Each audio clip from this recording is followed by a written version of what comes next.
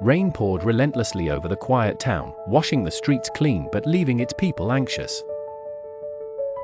In a modest home on the edge of the woods, Miriam lit a candle and stared at its flickering glow, trying to quiet the worry that pressed heavily on her heart.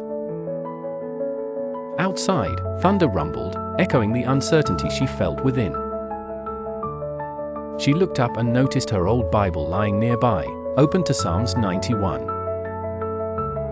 She read the verses slowly, as though tasting each word. "I will say of the Lord, He is my refuge and my fortress, my God, in Him will I trust." The ancient promise felt new to her, alive amidst the heavy air. Moments later, a sudden clatter made her jump. She hurried to the window and peered out, fearing the worst. There, tangled in the branches, was a small bird, soaked and trembling, trapped in a snare set by a forgotten hand. Miriam's heart sank as she watched it struggle, recalling the next verse, "Surely He shall deliver thee from the snare of the fowler, and from the noisome pestilence." Moved by compassion and a sense of purpose, Miriam donned her raincoat and stepped into the storm. The cold stung her face, but she pressed on.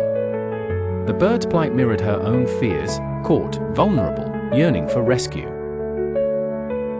She carefully untangled the snare and cradled the fragile creature in her hands.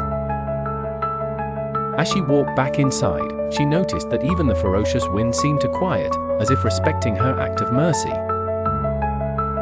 The bird rested in a small box by the warmth of the fire, its breathing calming.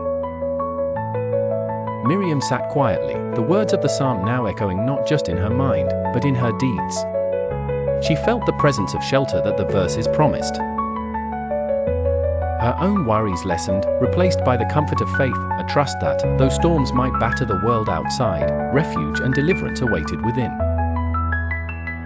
That night, as the storm moved on and peace returned, Miriam felt the truth of those ancient words, that trust in something greater could deliver one from the traps and the perils that life might bring. She closed her Bible and whispered into the darkness, "My God, in you will I trust."